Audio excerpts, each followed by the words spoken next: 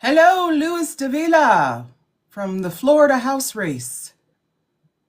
Greetings from Central Florida. I bet you. Hey, Els Purple. Hey, Vance. Thank you all for joining us. Our candidate this evening is Melissa Villanueva from DuPage County in Illinois. I believe that is the second largest county in Illinois. The first would be, I assume, Cook County that houses Chicago. She is in DuPage County. Or is it DuPage? Is it DuPage or DuPage? Or is it DuPage? In any event, that's who we are waiting for. While we are waiting, I want you all to come in. Send your Daily Heart Me to the OVC account. Share the live with your followers. Melissa, I'm going to send you a request to come up.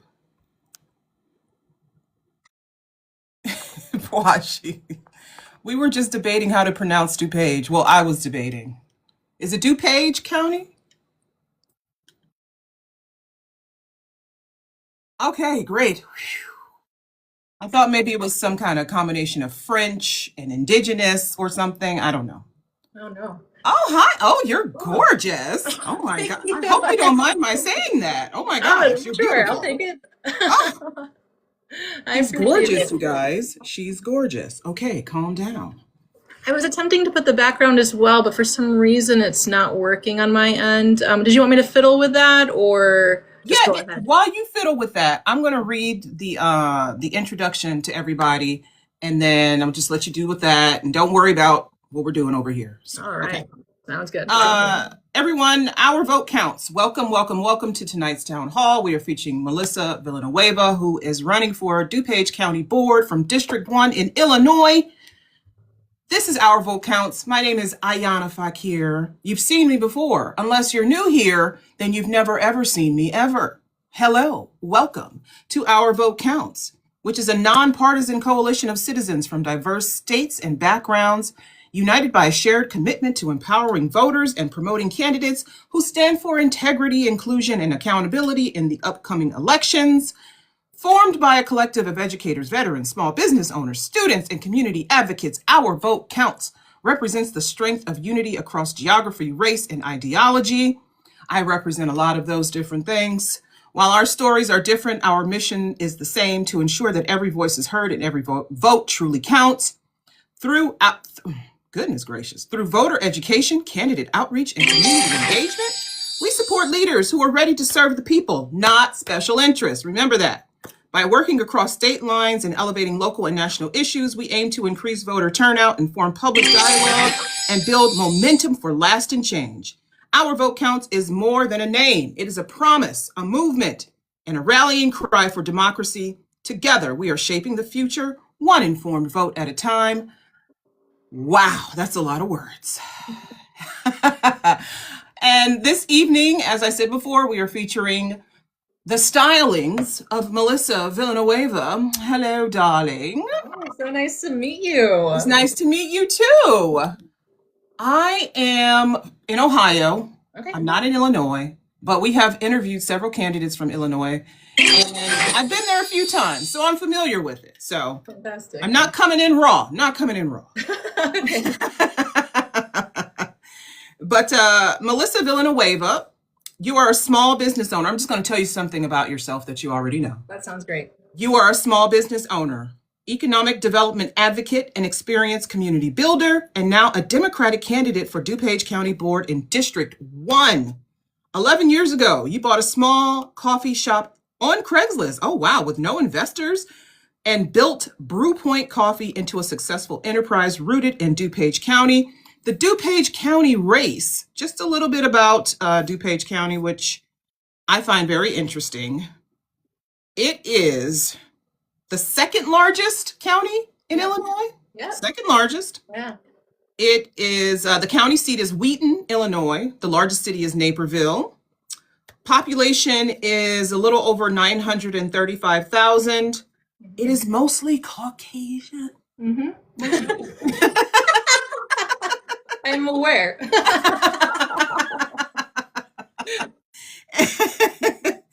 And it houses the 3rd, 4th, 6th, 8th, and 11th congressional districts in Illinois.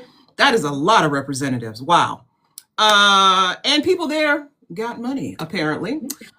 So while Melissa's going to introduce herself a little bit better than I did to the audience, while she's doing that, I want you all to like the live. Please like the live. Share it out to your followers. Melissa, I hope you shared it to your followers as well. And I want you guys to like the live. And Melissa, for those who are meeting you for the very first, please tell us more about yourself and why you chose to run for the county seat. Absolutely. So, hello everyone. My name is Melissa Villanueva.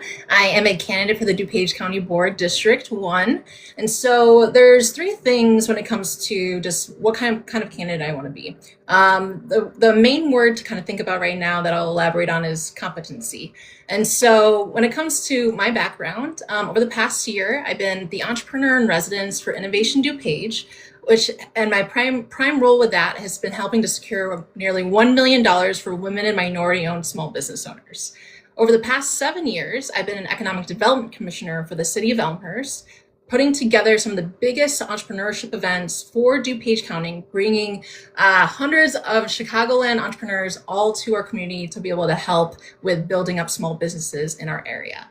And then the last thing that I've done, Ayana was so kindly to introduce, is I've been the owner of Brew Point Coffee for the past 11 years. So it's as wild as it sounds, but honestly even wilder, where 11 years ago, I was looking on Craigslist. I was actually looking for an espresso machine, and I ended up buying a coffee shop instead with my 6-month boyfriend. Honey. I like to joke around that he bought it for me as like an engagement ring, and because we locked that down very quickly. We got married 6 months into that. And then 11 years later, I now have a little coffee empire. I have 3 coffee shops, coffee manufacturing. We were awarded by Inc. magazine as one of the 5,000 fastest growing small businesses in the nation in 2024. And I'm looking to take that type of competency and expertise into the DuPage County Board. And so part of it is just like the job itself just sounds fascinating, sounds entirely up my alley. But we're not just looking for people who are good at the job, that's a very important part of it, but we're looking for people who are courageous and compassionate. So those are the 2 other words that I want you to think about when it comes to my candidacy. And I have a lot of proof of that as well, but I don't know if you want to dive in that in the questions or if I should keep going. I'll ask you some of those kinds of questions. You could just very briefly mention that if you want. Absolutely. So when you think about like your local coffee shops, whether it's in city, I've been really intentional with our business. So you were talking about the demographics of DuPage.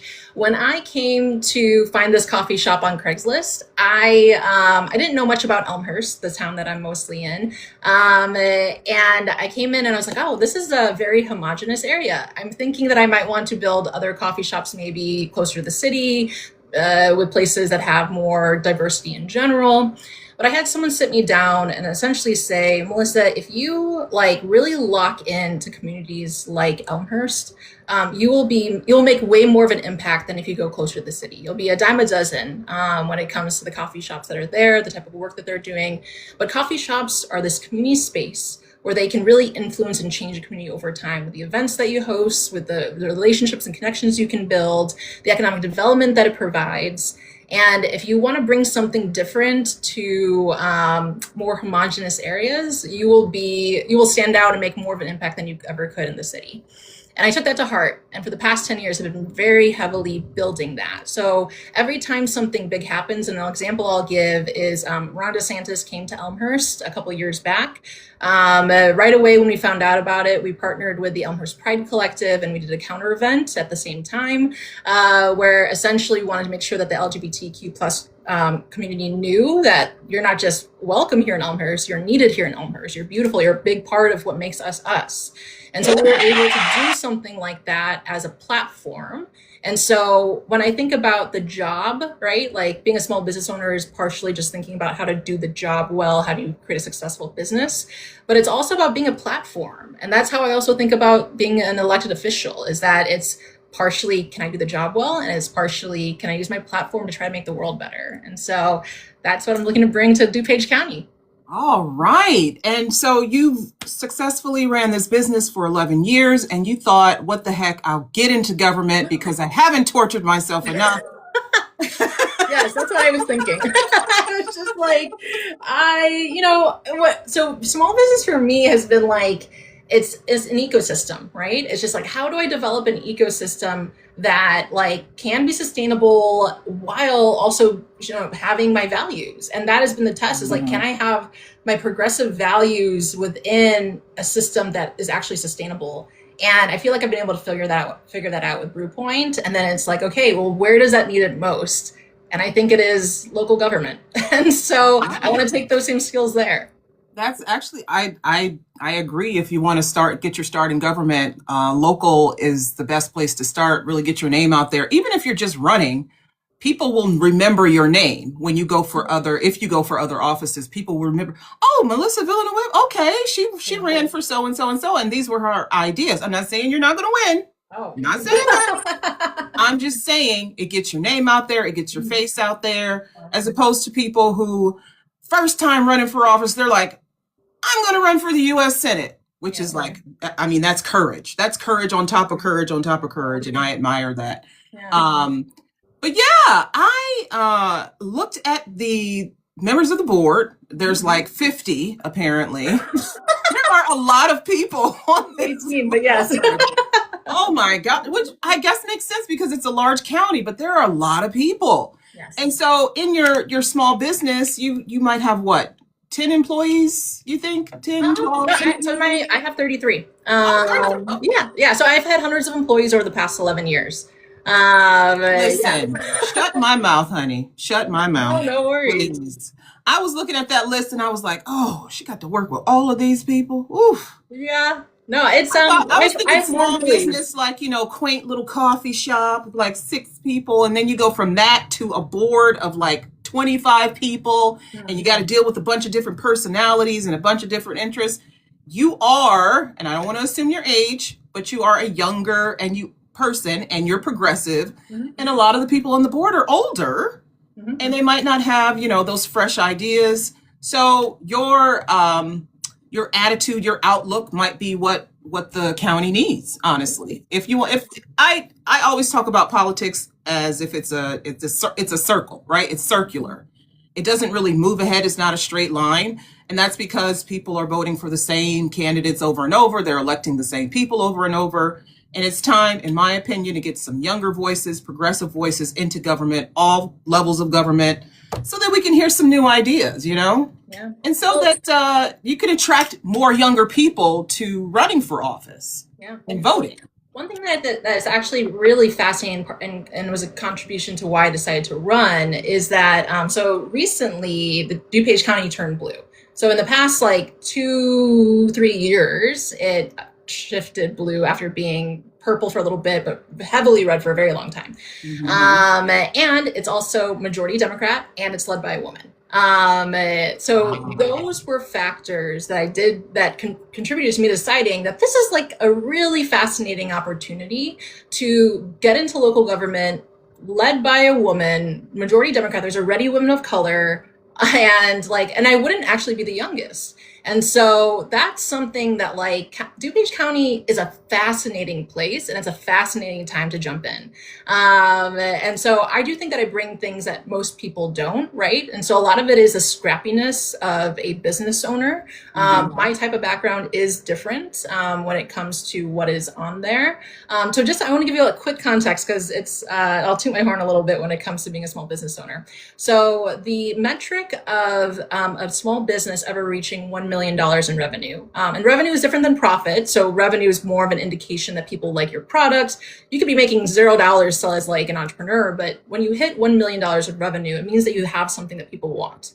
And so when it comes to small businesses, only 10% of small business owners ever reach that $1 million in a given year revenue mark. And then out of that 10%, only 2% of them are owned by women. And out of that, only 20% are women of color. And so I'm in a level of 0.0004% of small business owners that have achieved a certain level of success. And so knowing that, I wanted to bring others up with that so there's more equity when it comes to something like that. But also, I think that also says something about what I think I can bring to the county board. You are a lifting as we climb kind of person. I love that. And you do sell something that at least I want, coffee. So we're going to go right ahead. You actually answered my my icebreaker. So I'm going to go right ahead and get into supporting small businesses and economic growth questions. Yeah. How can DuPage County better support underserved entrepreneurs, including women and immigrant-owned businesses? What would be your plan for encouraging the county to support those groups more?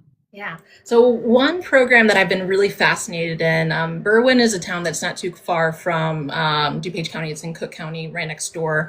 And they have this program called Berwyn Shops. This is a program that has been award-winning. Long story short, do you know what like the Chris Kindle markets are? I don't know if that's more of like a Chicago thing, but imagine these like cute, tiny homes, all in a district, but it's all for rotating small businesses. And essentially Berwyn built out this program where every year they take in new candidates for small businesses and they help them through grants. They help them through like getting them marketing. And this program has been so successful that 50% of those businesses go on to either hire employees or open a retail shop. And so imagine what something like that could do when right now so many small businesses open and close pretty quickly because the runway for being able to even be a small business owner is so short. Rent has gone up, wages are high. There's so many different expenses when it comes to being a small business owner. So oftentimes they don't have enough money to make it 6 months if it doesn't happen right away, or a year because it doesn't happen right away, right? And so when you have a program like this that focuses on underrepresented entrepreneurs, giving them the time, the runway, the bandwidth, the resources to be able to like really figure out how to be successful, and then you place them into the brick and mortar and sign that lease. That's how you can help them make sure that they succeed for the long run. And so my curiosity is, let's take something that has been successful, that has shown it's won awards, it's shown that it has proof of concept, and let's figure out how to administer this on a city and county level to be able to collaborate to figure out how to do this well. So that's something that I would really want to pioneer. Okay. Thank you. Yeah. So what role should the county play in workplace development, especially for young adults and those re-entering the workforce? So workforce development, I find like everything is so interconnected. And I think that's what I like really find fascinating about politics and government now that I'm shifting from the ecosystem of small business ownership. And so everything interconnects, right? And so I might end up answering questions connected to this. But when I think about like workforce development, and I think about people, not just in my generation as millennial, but Gen Z, people coming out of, university or college and just like what they're facing. Oftentimes a lot of student debt, job market is not exactly what they were hoping for, or they're not able to crack into what they were hoping for. Home ownership feels so impossible. And so in my mind, the more that we can create pathways, right? So we have all the colleges and universities inside DuPage County. And so what if healthcare right now is our biggest workforce in the county. Mm-hmm. So let's say one of our universities that focuses on nursing collaborated with some of our hospitals to create pathways of studying at a university, working at the hospitals, and then from there, working with our first-time home buying programs in our area to be able to ensure that they can, study and get jobs and live in the communities that they're a part of. And so the more that we can break down silos and we can do that active work of building these connections, these like veins and connecting systems, the more that people can have success and not be saddled with debt and then not know where to go next.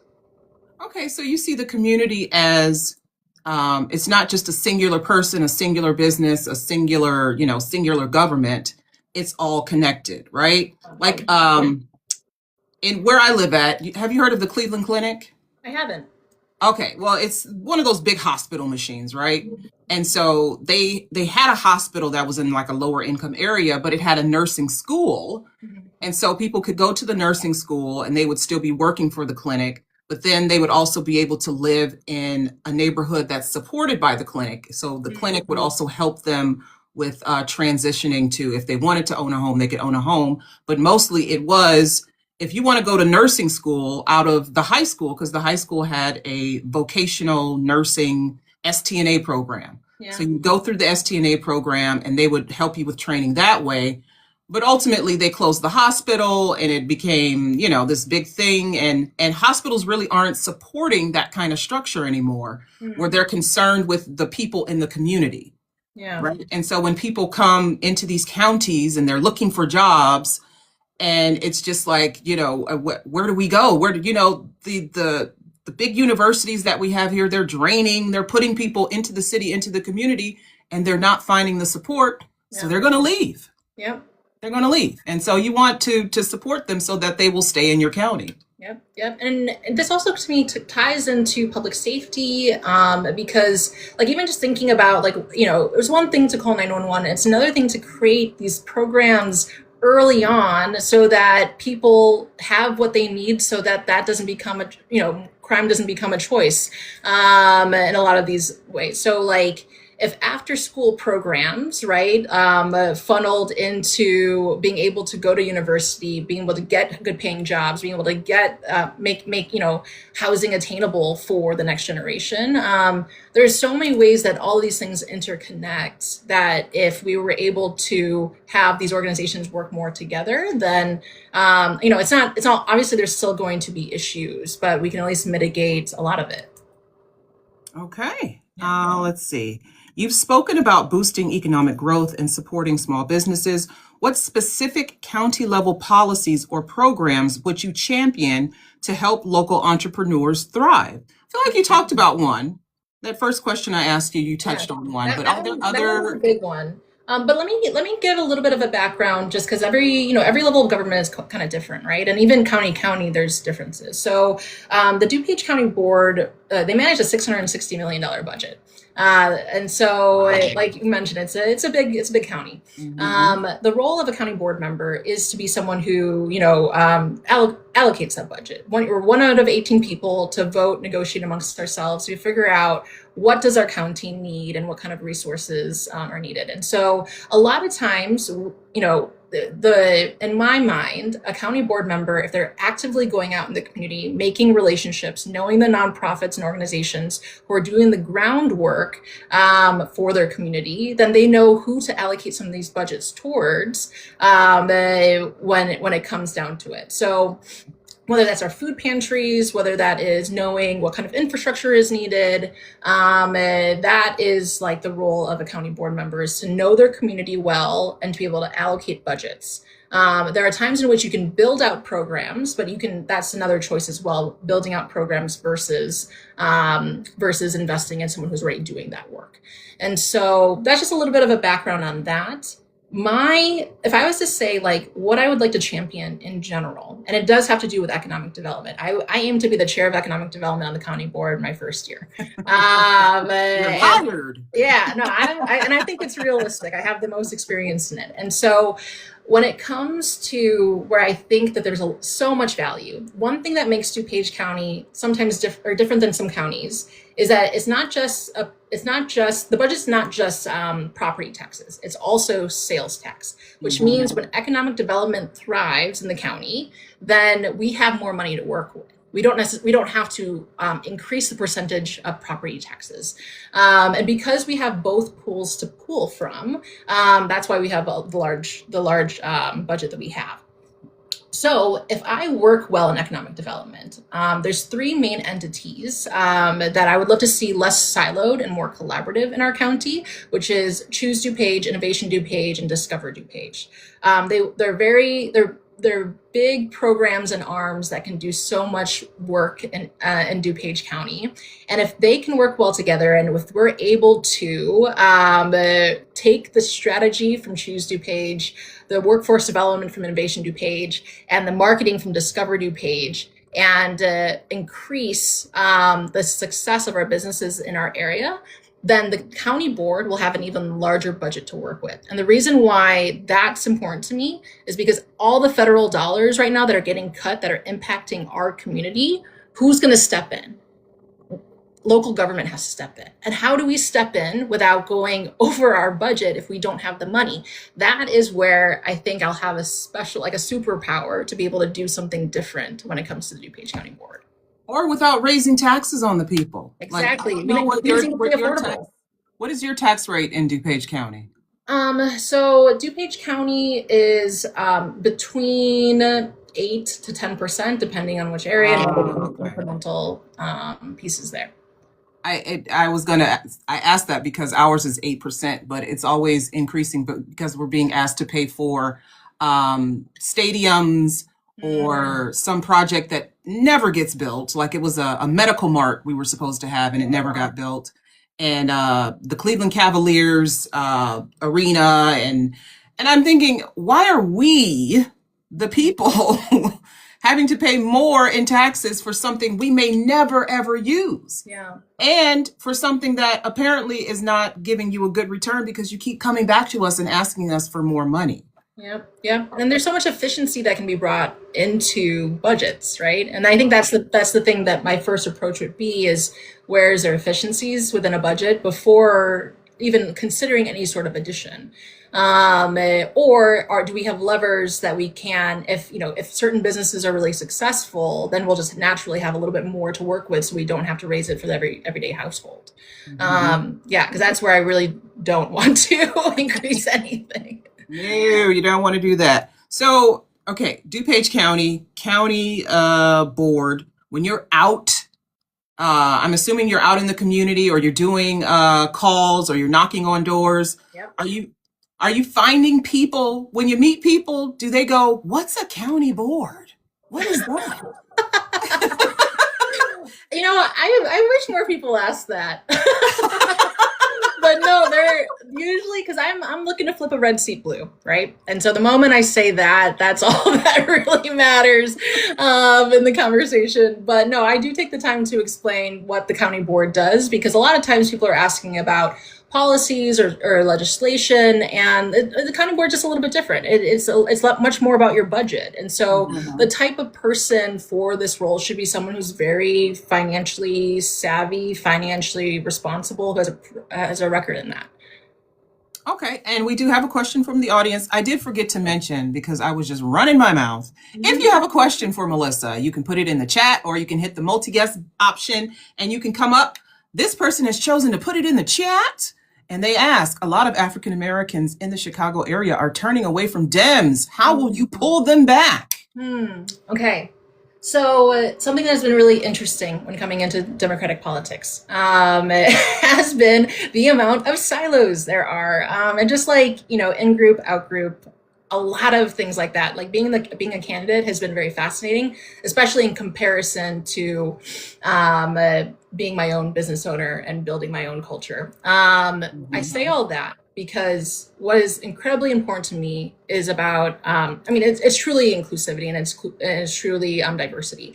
And so what we need to build is a multicultural, multi-generational coalition, right? Like when you think about what's happening at large when it comes to social media, all the headlines that we have, like everything is trying to divide us. And who does that serve? Who does that benefit? It does not benefit the everyday person. The only way that we can actually really maximize our power is to build coalitions together, right? And so one thing that was really important to me with my business, and I'll give that as an example, is that every time it mattered, we would take a stand. So there's a couple different things. One was when the Paris bombings happened and Syrian refugees were getting just a lot of hate.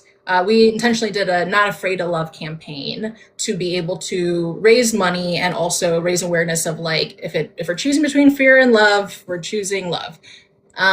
I noticed after that, our platform ended up having a lot more of like an Arab and Muslim community within BrewPoint.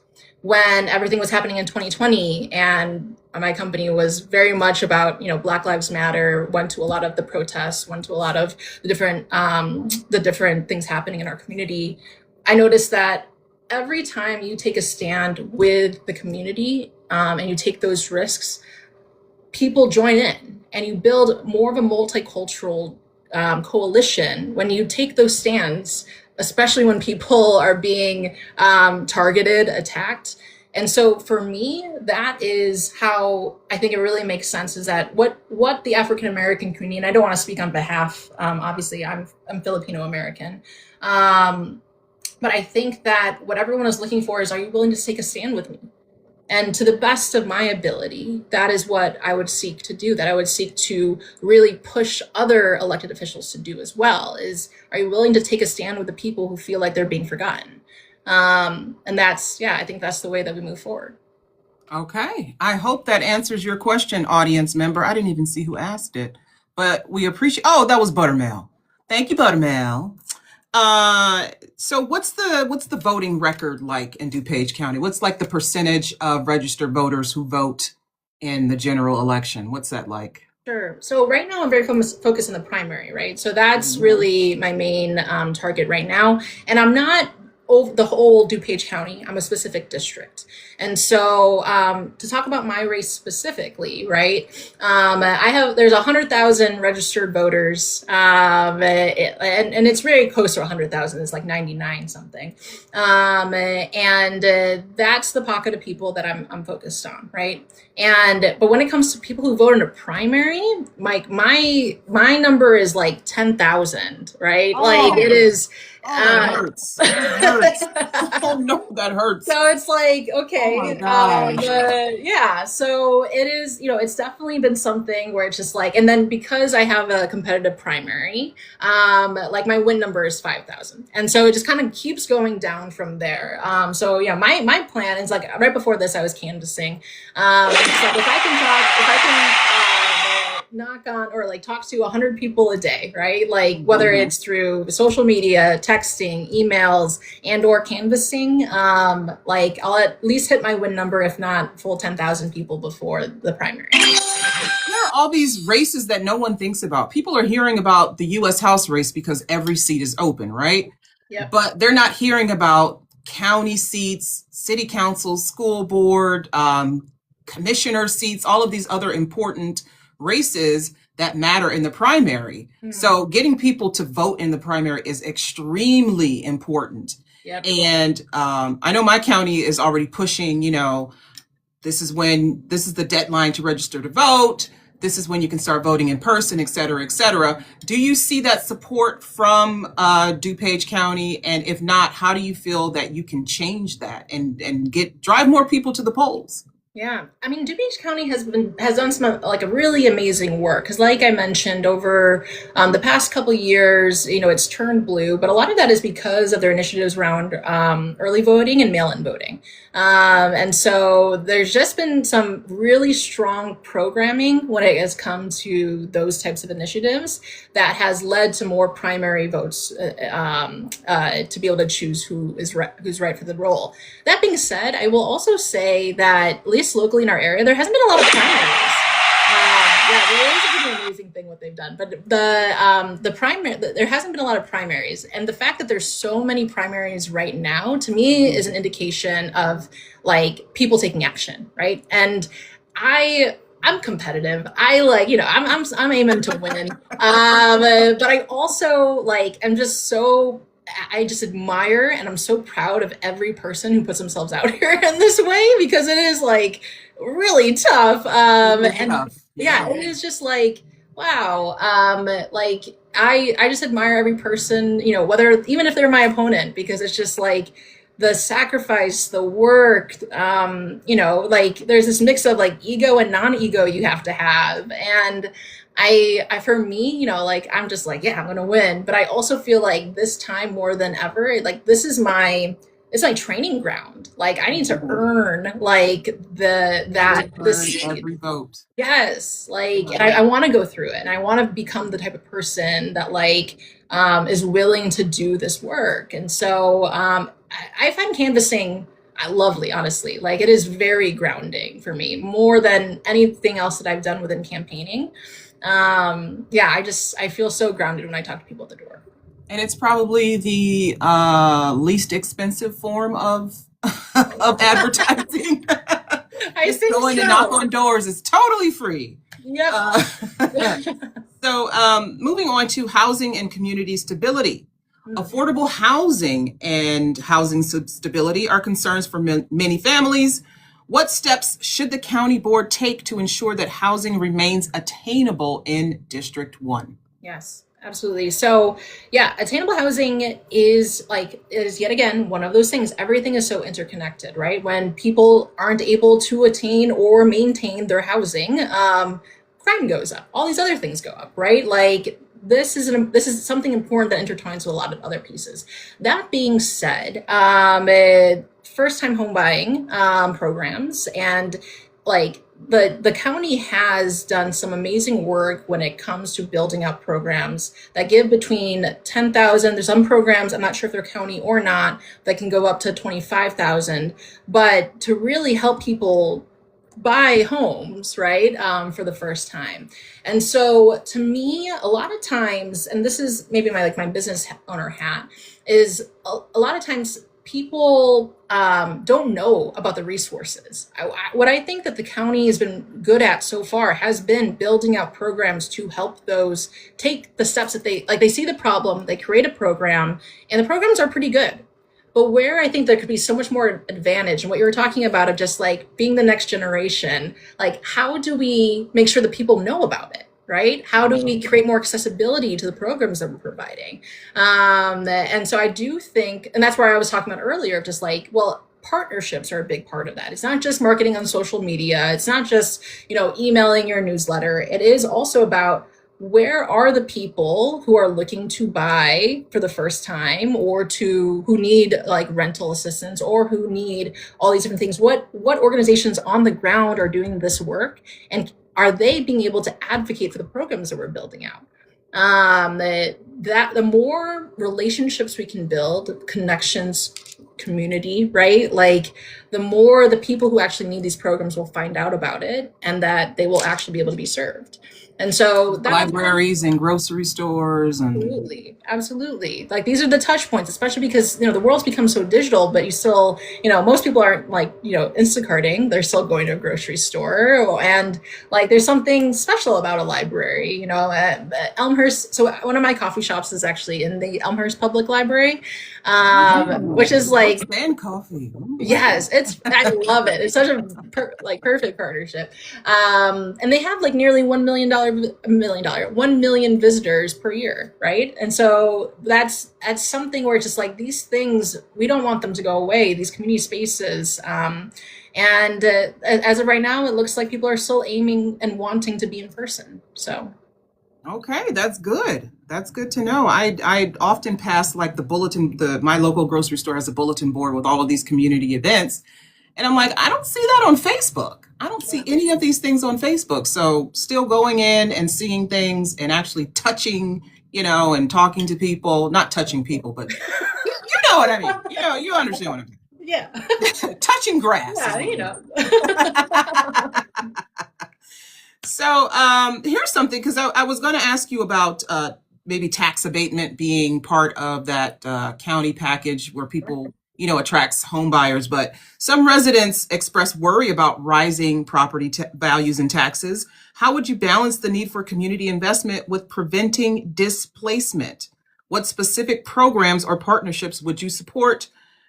Oh, that's a completely different question. Why would they be that? I love our researchers. I love them. I do. Sometimes they confound me. But some residents express worry about rising property values and taxes. How would you balance the need for community investment with preventing displacement? Yeah.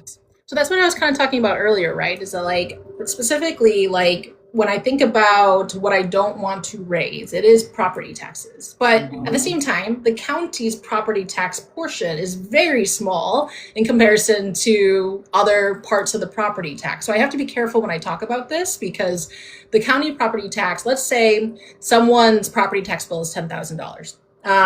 The county maybe takes $200 of that. So it's a very small portion. A lot of it tends to be like schools, right?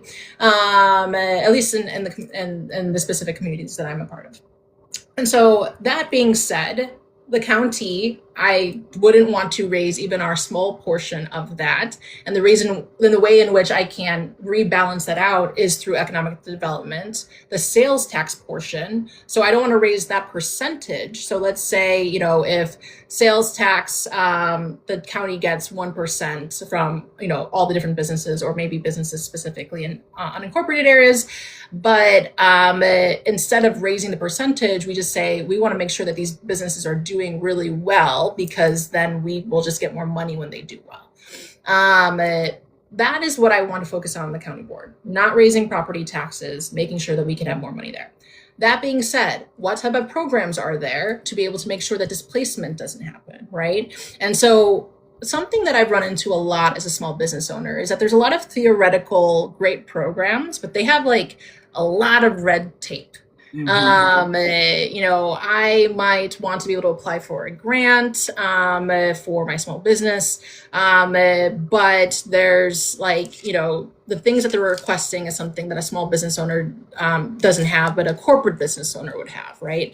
In terms of their books in a certain, organized in a certain fashion, or oftentimes there's good initiatives like, you want to preserve building code or buildings. And so you put in fire safety mechanisms, but then that puts a burden of $20,000 on a small business owner.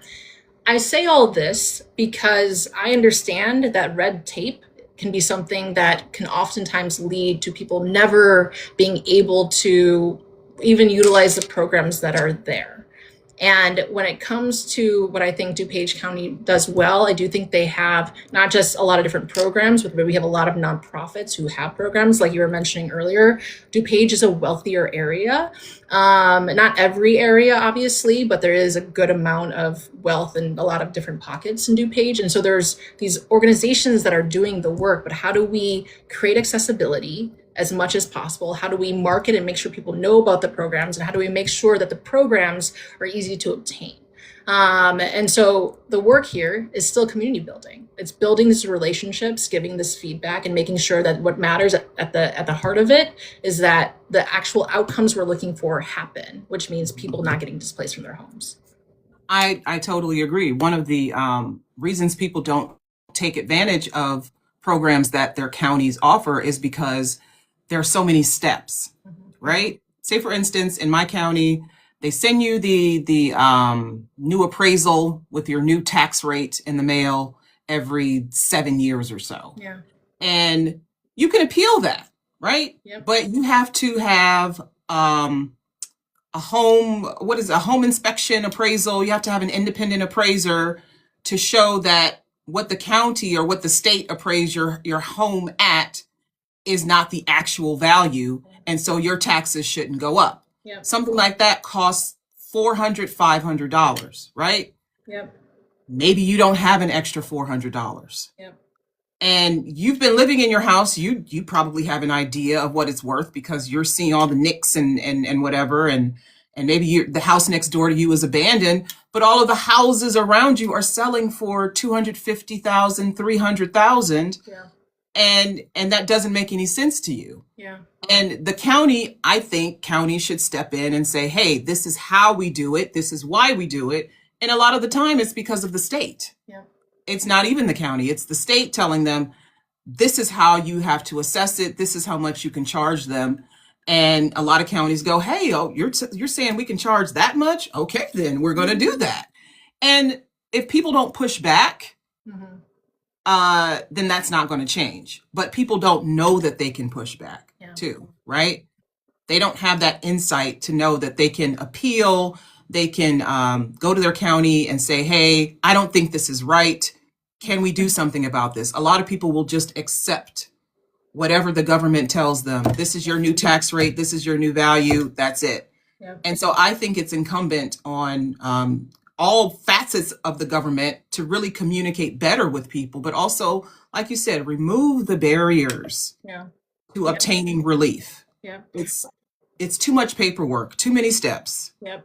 And community advocates, right? Like, I feel like that's something that I've been thinking a lot about. So as a small business owner, you know, I've received grants, and a government grant that I was really appreciative of having an advocate with was with the city of Elmhurst. And essentially they had built out a grant program where, you know, the default was like, you pay, like the small business will pay for a certain amount and then they get a rebate back, right? So they'll get a portion of that back from the city, whether that's through sales tax or maybe it is an actual check, and that's like the grant. And so one thing that I remember like just truly advocating for, and they have an economic development or a business development person that was able to co-advocate, where I was just like, you know, let's say this grant is $50,000, but I have to pay $100,000 for like a builder before I can even get that $50,000 back from the city. I don't have that. If I had that, like I would have, you know, like I don't know if I would even need to have applied for this, but like maybe a bigger business would have that type of money. But access for women and women of color for loans, like there's so many different barriers there already. And so having an advocate in the city who was able to be just like we have all the receipts, we see how much this costs, is there a way to do this differently? Not just for Melissa, but for moving forward. That makes a huge difference. So when I think about all the different ways in which government works and the rules that we have and the systems we have, a lot of times they make sense, on paper, but when it comes down to having a person who advocates for the people, who can translate, this might make sense if you're thinking of things black and white, but the spirit of the law, actually, it doesn't make sense to charge them this, or it makes sense to do this slightly differently because that's going to be better for the whole community. That's some of the work that I would like to see more of when it comes to how government and people work together. Okay. I'm going to ask you some rapid fire questions, but before I do that, again, if you have a question for Melissa, you can hit the multi-guest option and come up and ask her yourself, or you can leave the questions in the chat. Otherwise, I'm just going to keep going. Rapid fire. Do you believe current food distribution systems reach the people who need them most? And I think that I think that a lot of communities are doing their best. However, I think there's more to be done. And so I don't know, I should be quicker at this. Yes or no, Melissa? Yes or no? Okay. Is homelessness primarily a housing issue? Yes or no?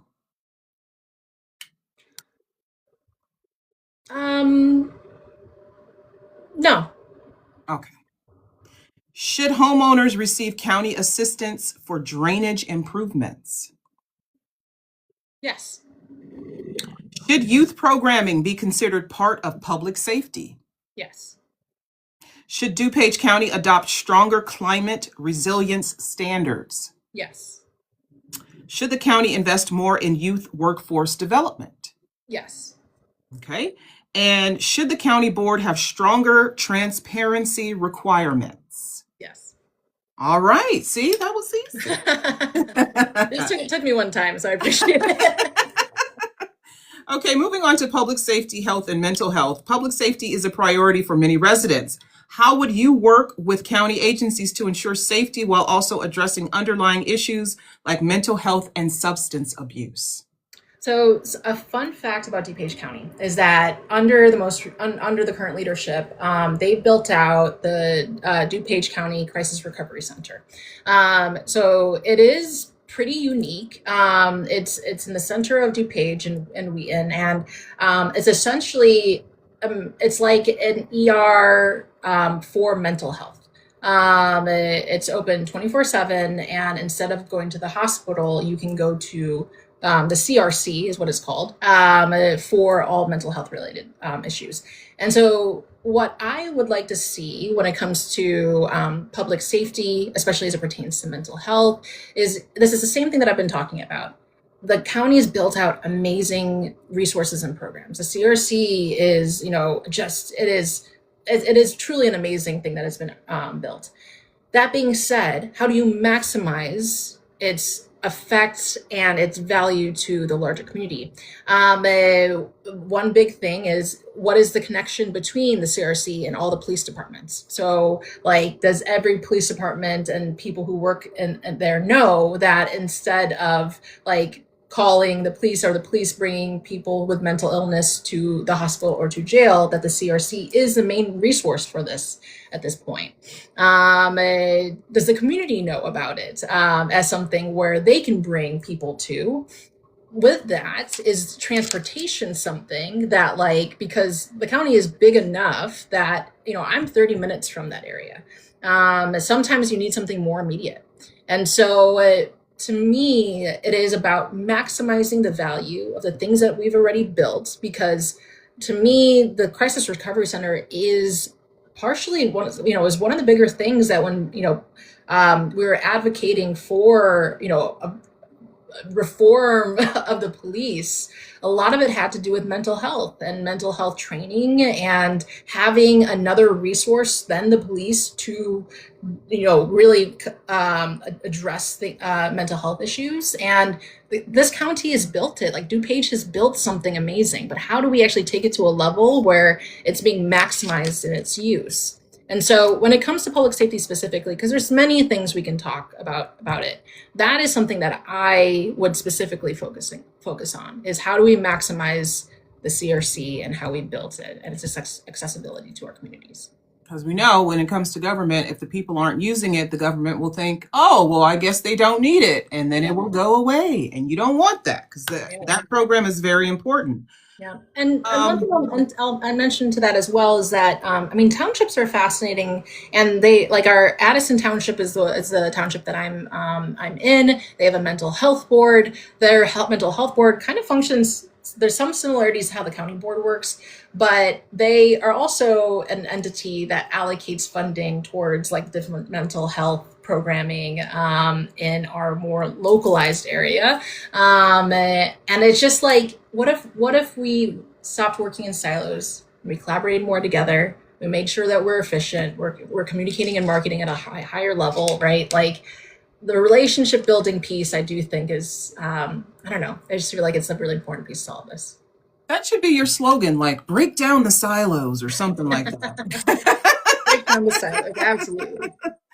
What resources should DuPage County invest in to expand access? I guess you answered that. It's like I knew. I don't know. You did. Like, you answered the next one too. Okay, well, I'm going to move on to county services and infrastructure. DuPage County provides many essential services, such as recycling, senior programs, transportation, and more. What improvements or expansions would you prioritize? So one thing in this past budget that got approved that I'm just, like, fascinated by is called the Sustainability Community Sustainability Fund. And so what that is it's an $18 million fund that essentially, like, it's a flexible fund. There's things that are already allocated within it when it comes to food insecurity, for housing stability, but the reason why the county built this out is because of all the cuts that are happening at the federal level.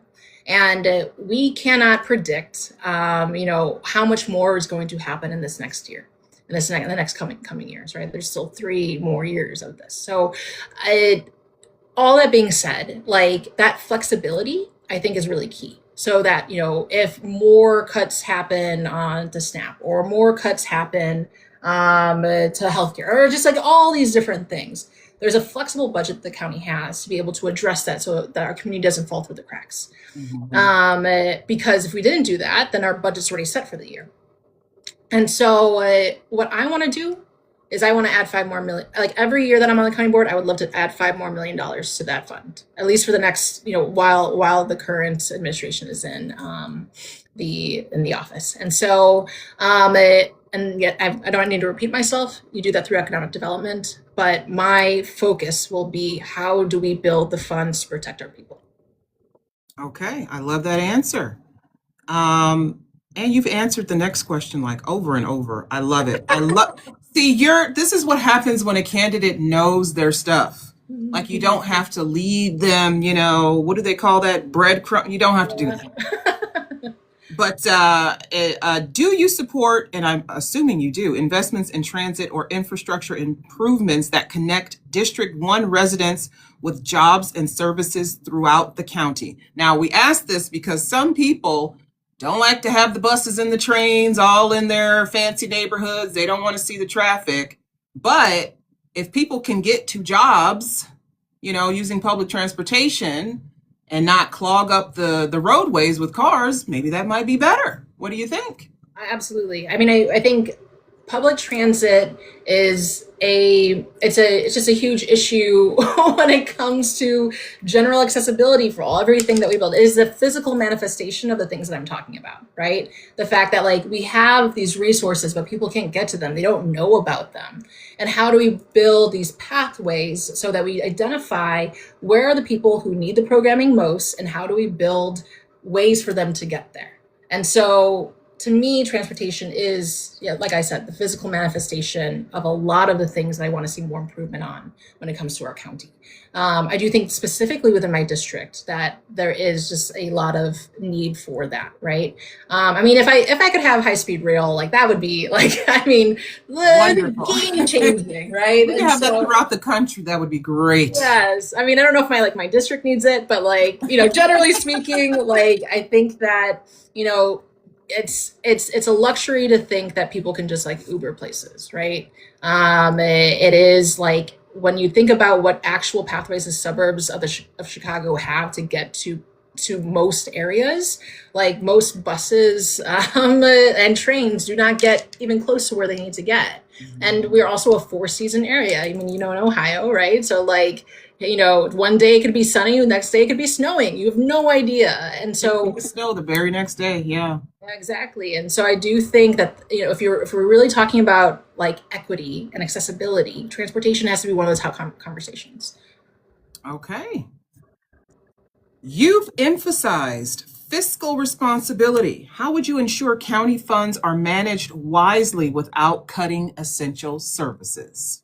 So I think a lot of times there's a lot of things happening on the county board when it comes to this. And I'm not necessarily going to go into all the different pieces of it. I've heard some things, ma'am. Okay. I've heard some things. I mean, and I know that, the more forums I'm going to, especially the local ones, we're going to be talking about this. So, okay, there's a lot happening on the county that it just needs more transparency and more accountability. As a small business owner who has had hundreds of employees at this point over the past 11 years, and who's been someone who's been a sales rock star in past roles that I've had, I know that even if you have people in your workplace that are rock stars, who have done amazing work that just have brought us so far ahead, you still have to keep them accountable. They still have to work within the parameters and structures in which are built, and things have to be fair. I've learned that the hard way as a CEO. I've learned that as the person who's been a rock star and had to try to figure out, I have to follow all the same rules that everyone else does. It doesn't matter if I'm selling more than anyone else. It's more important to function as a team, and it's more important that no one person is more important than the mission that we're trying to actually accomplish, right? And so right now there's lawsuits going on. There's things happening in the county board when it comes to a lack of financial transparency. And in my mind, there's just no way that we cannot. It is not just one person's fault in it. I think this is something where we need more transparency, we need more accountability. We have to look at what could we have done to be able to mitigate these types of things sooner, because this is costing taxpayer dollars, and it's become very wasteful. I love your response to that, by the way, the rock star metaphor. I love that. Yeah. I'm sitting here thinking about um, my role at OVC. And, we have people who are never on camera, people who work behind the scenes, and then there are the moderators, people like me, who everybody sees us. We're all talking and, doing all the questions and everything.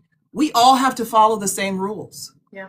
It doesn't matter what your role is. Everybody has to follow the same rules. The mission is the same for everybody. Yeah. It doesn't change because your role is something different than the other person.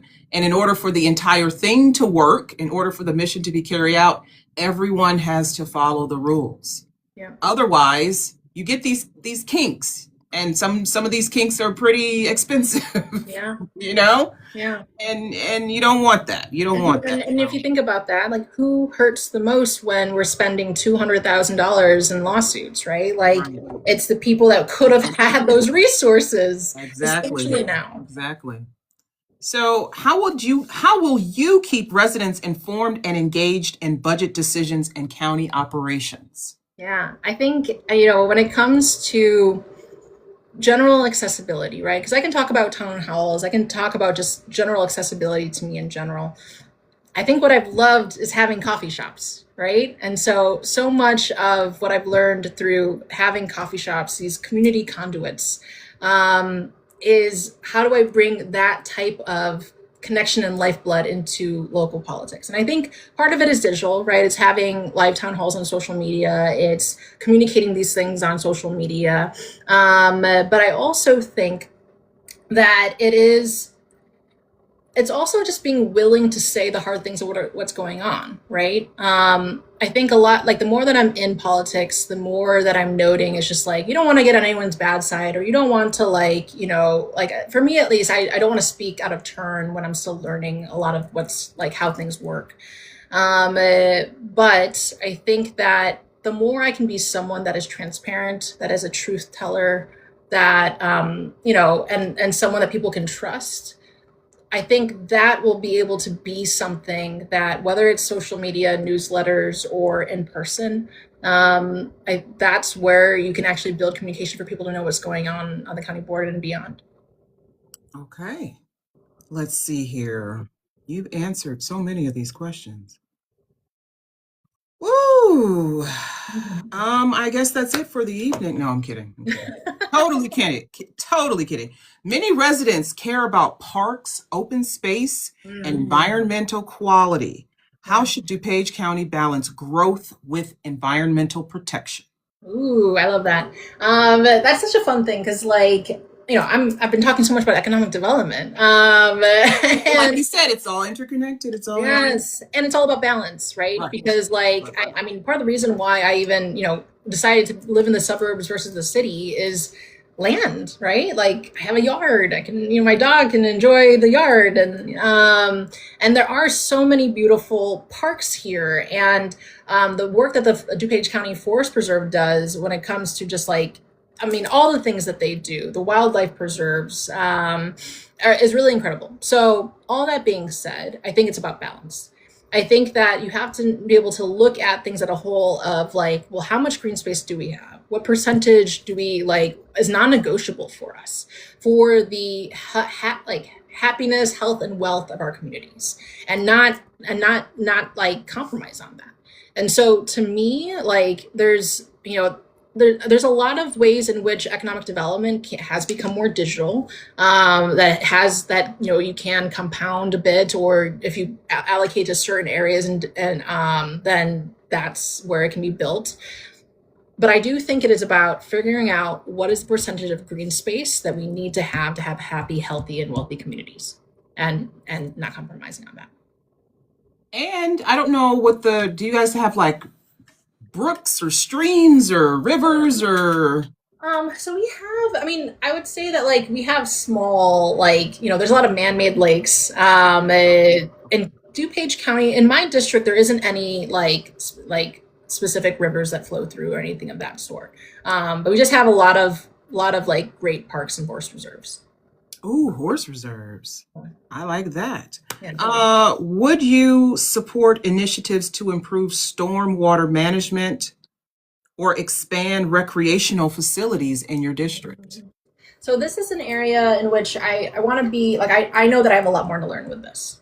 that being said, I know that water is an incredibly important conversation. Yes. Stormwater management, flooding, like the fact that we're next to like Michigan, like there's a lot that goes into this specifically. There's a lot of different headlines when it comes to DuPage County and, and its connection to Chicago and its connection to like Michigan. Who's paying for what? Why are water bills so high? Mm-hmm. Man, there's just so much here, and I've started the research and talking to different DuPage County board members who are a part of stormwater management and the different committees when it comes to this specifically. It feels complicated, but that being said, like to me, like efficiency still is a big part of what I think about when I think of water management, right? Is how do we encourage to some degree, like the water metering, like when there are when a household doesn't even realize that their bill is going to be twice as much because there was a leak with their like toilets, right? Like that happens so often. Yes, what are the mechanisms that on a small property level, but also on a larger level to make sure that waste is not happening?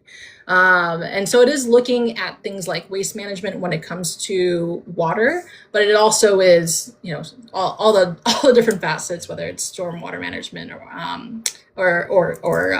stormwater like care, what is it called? Just like holding and where are the right places for that as well. And you know what they're going to say to you? Miss Melissa, we got so many customers. We don't have time to be calling everyone when they have a leaky toilet. What you want us to do? Well, that's what technology is. I mean, we get alerts for everything these days.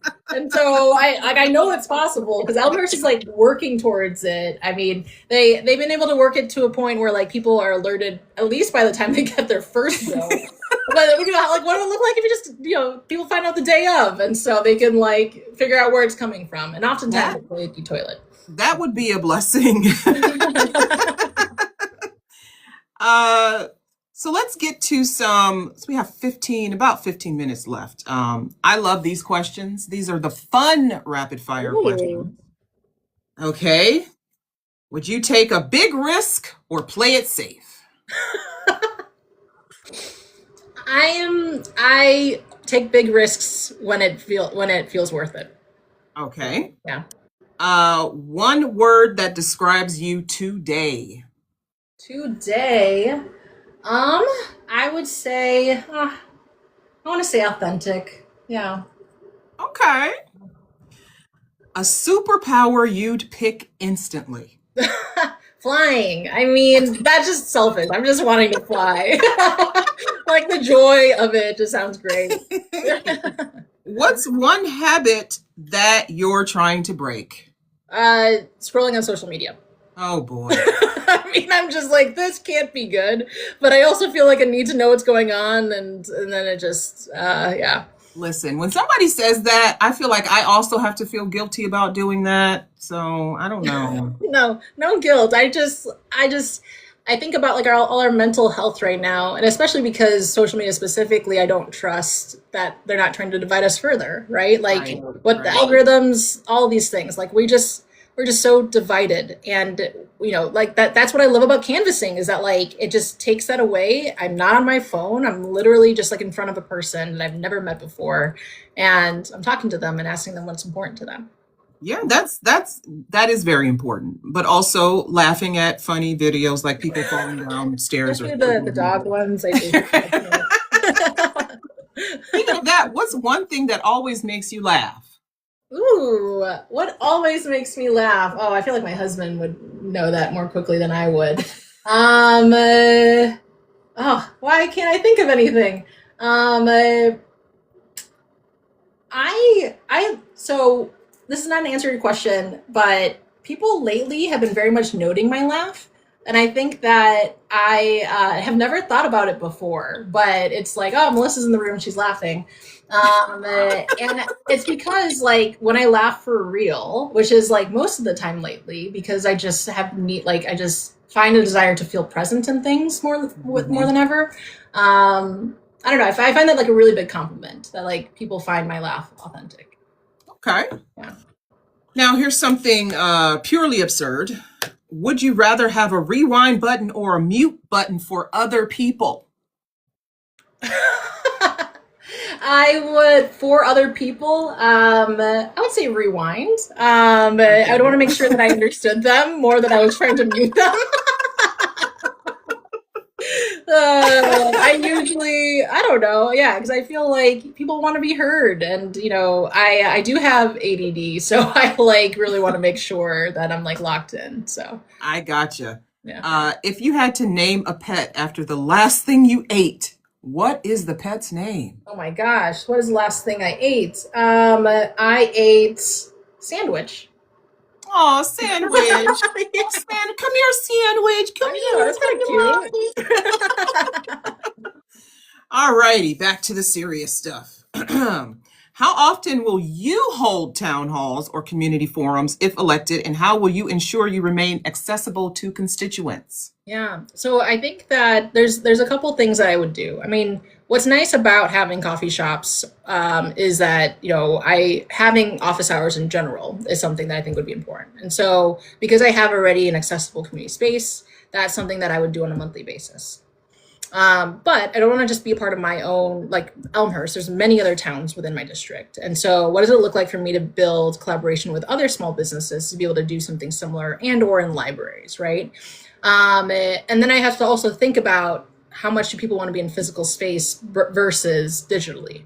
And so to me, like during campaigning, here's one thing I'll say. So the role that I'm aiming for is a 2-year seat. I literally have to go back into campaigning right away after I get elected. And so what I like about this is that it 2-year seats keep those elected officials accountable to being tied in with the public. And so whether it's town hall specifically, it could also look like the amount of community events that I've been doing already. So like every month there's a different community event that we do. So this month is Mahjong. We're going to learn how to play Mahjong as a community. Yeah. I want to learn how to play that. Right? And so we're doing that. We've done, a trivia night. I am doing like regular meet and greets at people's homes, right? So there's because it's not just about can I bring people to me, but can I also go out to the people? And so I've been joining in on other town halls with other candidates right now. So Dan Tully, he's running for Congress.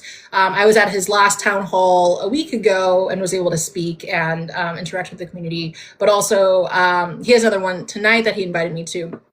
And I just love being able to collaborate, break down those silos, collaborate with other people doing this work so we can have access to people who I wouldn't naturally have access to, but he does, and vice versa. That's going to be your slogan, breaking down silos, right? I picture it. You have a bunch of silos. One says like Republican, Democrat, Independent, and you're like, break them down, like you shove them and they all fall down. And then everybody's just like in a big pile. Just think about it. Think about it. Yeah, I will. No, because I just feel like who benefits when we make, every person the enemy. Right.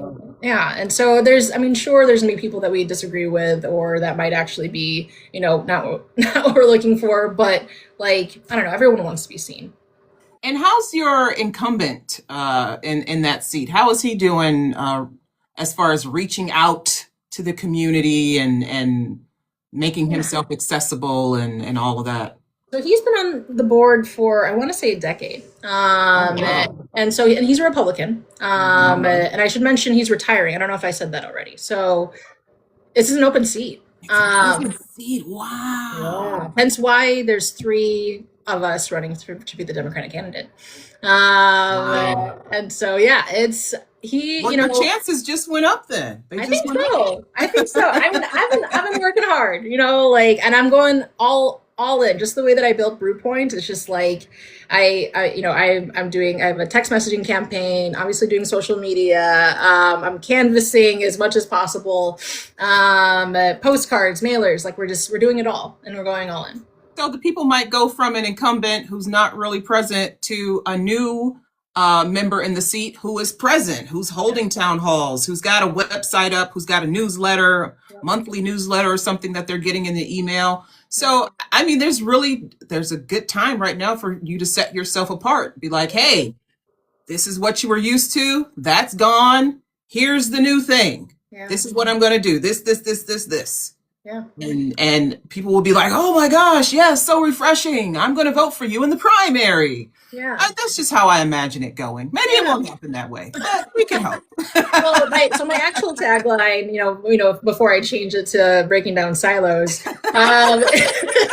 is building community boldly together. Like that is. I like that too. I like that. That's been my MO as like a coffee shop owner, and like unfortunately, building community is a radical thing at this point because they are like everything is seeking to divide us, and so. Like, what does it look? Can we be brave enough to go in person to things, to build relationships, to be vulnerable enough to make connections, and try to create collaborations where we can be stronger than if we were apart? So, what would be your first 100-day goals if you are elected to the county board? So, 100-day goals. When it comes to the DuPage County Board, like I mentioned, my first thing is to chair economic development. And I would look at those three organizations that I spoke about, Choose DuPage, Discover DuPage, and Innovation DuPage. I would love to congregate them together and take the different strengths that they have to be able to solidify a plan when it comes to economic development and small business support. And from there, I think, it's really figuring out the allocations of budgets, but Choose DuPage really does a great job when it comes to the strategy, the information, the data. Discover DuPage is all about marketing and larger partnerships, both on a local level, but also on an international level. They focus on tourism, they focus on all these different factors. And Innovation DuPage is they're the small business mentorship, grants, interns, workforce development. Like we have all the resources we need to be successful in taking things to the nth level, but we need to break down those silos. And so my focus would be focusing on that specifically while building the relationships with our nonprofits. And that's what I'm already doing in my campaign. But the DuPage Foundation is an amazing organization that has they don't house, but they are connected to all the nonprofits in our community. They're the ones that are doing the work for those who need it most in our community. And so the more that I can build relationships within my district with the nonprofits who are doing the work to figure out where the budgets, where our money should go, those are my two main initiatives that I would have on the county board. Okay. And we already answered those questions. I love it. Well, the question was what sets you apart from other candidates running in your primary? And I guess you could answer that. Sure. We talked about the incumbent, but are you familiar with the other people you're running against? Sure. As much as I can be, right? And so, okay. So what truly sets me apart? At the end of the day, a lot of times we're looking for someone who has heart and who has experience, right? And I do think I have both. Because I've led teams, I've managed millions of dollars, but more than that, right? I think oftentimes we're looking for progressive candidates, but we also want them to be able to know who also are good at the job. We want people who represent our values, yes, who will fight against what's happening at life, who have the integrity to be able to stand up when things might hurt them personally. And you're looking for that type of person, but you're also looking for someone who can manage a budget. And that is what I bring, because I haven't just been, either of my opponents can say they've been on boards that have managed budgets, but I've built money, I built something from the ground up that didn't exist before. And I did that with no investors. I did what 0.004% of small businesses ever achieve. And so I do think I bring both this pragmatism and this progressiveness, and I can marry both of them better than 0.004% of human beings. So that's what I think I bring to the county board. Listen, you're going to get in there. You're going to be looking at those numbers like, wow. So it's a big responsibility, right? Like $660 million is not nothing. And there's just so much you can do with it. But I come with a mindset of like, how do you stretch that? Right? Like, I mean, so much of my entrepreneurship has been scrappy. I literally had $330 in my bank account when I started Brew Point. That's my coffee shop or coffee shops.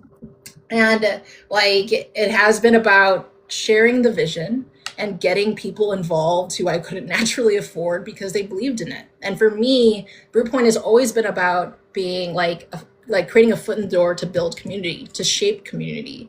And so, I mean, I'm just looking to do what I've done and bring it to local government because I think that that's where it's needed most is these talents, these values. And I also want to learn and grow and become the best person and leader I can be at this point in history. All right. I love that. Let the people know how they can support your campaign because I know running ain't cheap. It's definitely not. So please go to melissafordupage.com. You can donate to me directly there. I'm actually at the last $5,000 of what I need for the primary. Oh, yay. So, yeah, somebody give her $5,000. That would be amazing. Because I need to get those mailers out so that every voter knows about my campaign to build community, right? And to strengthen us further. If you are in the area, and so, I mean, if you know anyone in DuPage County, share my posts.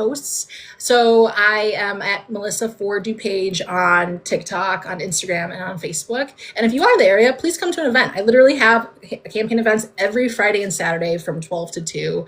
And I'd love to meet you if you're near the Elmhurst, DuPage County area. And so, yeah, that's a little bit about And the name of your coffee shop again is Brew Point, right? Yeah, Brew Point Coffee. Brew Point Coffee. Melissa for DuPage County. We actually, Melissa, if you want to stick around, I don't know what your plans are. I hear you got another town hall. You did mention that. We also have another town hall coming up at 9:30 p.m. Eastern Standard Time. Right after this one, I don't remember who it is with, which is my bad. Hold on. It's coming up. Come on, Google, please. Looks like Randy White. Randy, thank you. I can see it on my screen. So Google is asking me if it can look in my contacts. I don't have time for that. Randy White, who's running for the U.S. House of Representatives Democrat primary out of Maryland's District 1. Again, Randy White, 9 o'clock p.m. Eastern. She's running for the U.S. House of Representatives out of Maryland's District 1. If you all in the audience are around, please do come back for this town hall at 9 o'clock. Also, thank you all for joining us here this evening with Melissa Villanueva. Again, she is running for DuPage County, Illinois County Board, District 1. That is DuPage County, Illinois County Board, District 1. She is at Melissa for DuPage. You can see in her graphic right there what her website is. You can follow her on her socials. We have had so much fun, probably too much fun. I'm going to get yelled at. That's fine. I can take it. This has been an honor. Thank you so much for this opportunity. Thank you for joining us. We really love having candidates of integrity here. We really do. I love having good people on who I can talk to. OVC is based in people. We want to help people achieve their dreams of being elected to government, but mostly we want to get people to the polls to vote. If you guys were here earlier, Melissa talked about primary voting and how tough it is to get people to the polls. And so that is something we also want to do. We want to remind you, register to vote, get to the primary. Don't skip the primary. Don't think, oh, I'll just wait until the general election. When you show up, it's going to be a name on there that you don't want. How do you prevent that? You go to the primary. So once again, Melissa Villanueva, this is OVC, Our Vote Counts, which is a nonpartisan movement connecting Americans from all walks of life, educating voters, building a stronger democracy, one informed voter at a time. We represent candidates of integrity like Melissa. joining us. It has been our pleasure. Again, my name is Ayana. Thank you, everyone in the audience, for liking and sharing and showing us love here and gifting Melissa and gifting me. I appreciate it. You didn't have to be here, but you were, and we had a good time. So thank you once again, and we'll see you all back here at 9:00 p.m. Eastern Standard Time. Again, Melissa, I hope you have a great campaign and good luck with everything. And everyone, good night. Bye. Bye.